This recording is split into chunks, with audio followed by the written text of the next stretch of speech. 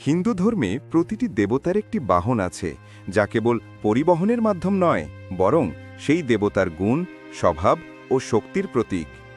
দেবী সরস্বতী হলেন বিদ্যা, জ্ঞান, সঙ্গীত, বাগ্মিতা ও শুদ্ধতার দেবী। তার বাহন হল শুভ্র হাঁস, যাকে হংস বলা হয়। এই বাহন নির্বাচনের পিছনে রয়েছে গভীর দর্শন ও একাধিক কাহিনী। সৃষ্টির আদিকালে ব্রহ্মা যখন মহাজগৎ সৃষ্টি করলেন, তখন প্রতিটি শক্তিকে একটি দেবতার রূপে প্রতিষ্ঠা করলেন। শক্তি, ধন, বিদ্যা সব কিছুরই দেবদেবী নির্দিষ্ট হল। একদিন দেবতারা আলোচনা করতে লাগলেন, বিদ্যার অধিষ্ঠাত্রী দেবী সরস্বতী বাহন কি হবে। দেবলোকে সভা বসল। ইন্দ্র প্রস্তাব দিলেন, বিদ্যার আলো জগৎকে অন্ধকার থেকে মুক্ত করে, তাই তার বাহন হোক সিংহ, শক্তি ও গৌরবের প্রতীক। ব্রহ্মা বললেন, না ইন্দ্র, বিদ্যা শক্তির প্রতীক নয়, বরং জ্ঞানের প্রতীক। বিষ্ণু প্রস্তাব দিলেন, ময়ূর হোক, ময়ূর যেমন রূপে সুন্দর, তেমনি বিদ্যাও জীবনের অলংকার। কিন্তু দেবী সরস্বতী মৃদু হেসে বললেন, আমার আসল শক্তি রূপ নয়, গৌরবও নয়। আমি সেই শক্তি যা সত্য ও মিথ্যার মধ্যে পার্থক্য করতে শেখায়। আমার বাহনকেও সেই বিচক্ষণতার প্রতীক হতে হবে। তখন ব্রহ্মা হাঁসকে সামনে আনলেন। তিনি বললেন, হংস এমন এক প্রাণী যা নদী বা হ্রদ থেকে জল পান করার সময় শুধু বিশুদ্ধ জল গ্রহণ করে, কাদা মাটি ফেলে দেয়। এই ক্ষমতাকে হংস বিচার বলা হয়। যে বিদ্যা প্রকৃত, সেও ঠিক এরকম অপ্রয়োজনীয় বাদ দিয়ে আসলকে গ্রহণ করে। তখন সব দেবতা হাঁসকে দেবী সরস্বতীর বাহন হিসেবে বেছে নিলেন। একটি পুরাণ কথা আছে, ময়ূর ও হাঁস উভয়ই দেবী সরস্বতীর বাহন হতে চেয়েছিল। একদিন দেবী তাদের পরীক্ষা নেওয়ার জন্য একটি পুকুরে নিয়ে গেলেন। সেখানে ময়লা মিশ্রিত জল ছিল। তিনি বললেন, তোমরা দুজনেই এই জল পান করো, দেখি কে কতটা বিশুদ্ধতা ধরে রাখতে পারো। ময়ূর পান করল, কিন্তু তার ঠোঁটে কাদার গন্ধ লেগে রইল।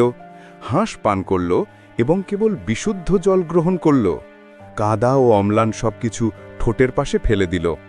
দেবী তখন ঘোষণা করলেন, বিদ্যা কখনো কাদা বা ময়লার সঙ্গে মিশতে পারে না। হাঁস যেমন অশুদ্ধকে ত্যাগ করে, তেমনি সত্যিকার জ্ঞানী মানুষও অপ্রয়োজনীয় ও মিথ্যা ত্যাগ করে। তাই হাঁসই হবেন আমার বাহন। উপনিষদ ও দর্শনে হংস অত্যন্ত পবিত্র প্রতীক। সংস্কৃতে হংস মানে হাঁস, আবার হংস মানে আত্মা। প্রাচীন ঋষিরা বলতেন, হংসহাম অর্থাৎ আমি সেই ব্রহ্ম। সত্যিকার যোগী বা জ্ঞানীকে বলা হয় পরমহংস, যে অজ্ঞানের কাদা ফেলে দিয়ে সত্যের জল গ্রহণ করেছে। এখানেই হাঁসের প্রতীক জ্ঞানের সঙ্গে যুক্ত হল।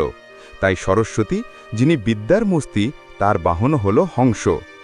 একটি লোককথা বলে, গঙ্গা নদী একসময় সরস্বতীকে প্রশ্ন করেছিল, তুমি সবসময় শুভ্র রঙে শুভ্র হাঁসের সঙ্গে বিরাজ করো কেন?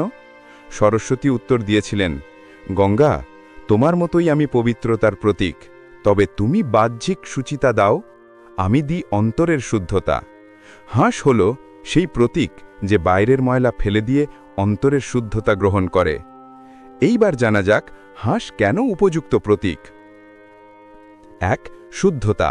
হাঁসের শুভ্র রং সরস্বতীর সাদা বস্ত্রের সঙ্গে মিলে পবিত্রতার বার্তা দেয়। ২. বিচক্ষণতা বা হংস বিচার, যা প্রয়োজনীয়তা গ্রহণ, অপ্রয়োজনীয় ত্যাগ করার জ্ঞান। ৩. আধ্যাত্মিক প্রতীক। হংস মানে হাঁস, হংস মানে আত্মা।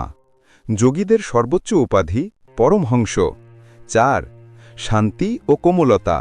হাঁস শান্ত ও নিরীহ প্রাণী। বিদ্যা কখনো হিংসের মাধ্যমে নয়, শান্তির মাধ্যমে অর্জিত হয়। এইভাবে দেবী সরস্বতীর বাহন হিসেবে হাঁস নির্বাচিত হল। আজও আমরা সরস্বতী পূজায় তার পদতলে শুভ্র হাঁস দেখি।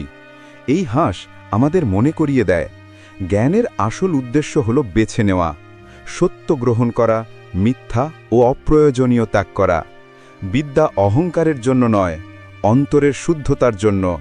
যে সত্যিকার জ্ঞানী, সেই হংস বা পরমহংস। তাই বলা হয়, যেমন হংস কাদার মাঝে থেকেও শুধু বিশুদ্ধ জল গ্রহণ করে, তেমনি জ্ঞানী মানুষ অজ্ঞানের জগতে থেকেও শুধু সত্যকে গ্রহণ করে।